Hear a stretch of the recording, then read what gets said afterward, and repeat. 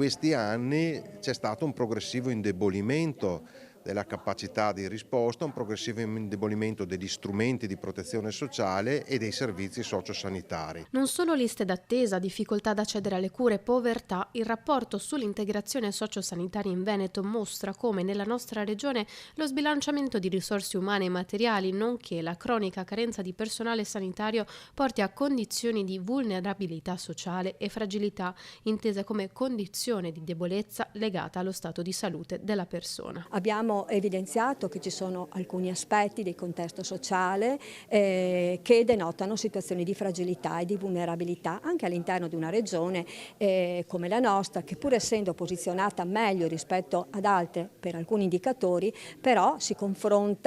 deve confrontare con i temi della fragilità familiare, della non autosufficienza, disabilità, del problema del disagio giovanile. Emerge un aumento del consumo di psicofarmaci, un tasso di povertà educativa crescente, nonché dei caregiver, soprattutto donne, che devono occuparsi sia di figli piccoli che di genitori anziani. Il rapporto evidenzia anche che non sempre una provincia ricca sia la più performante in termini di assistenza sociosanitaria ed educativa. Una provincia appunto che ha un'alta pressione della domanda potrebbe avere una grande capacità, una maggiore capacità organizzativa e quindi riuscire ad avere una maggiore performance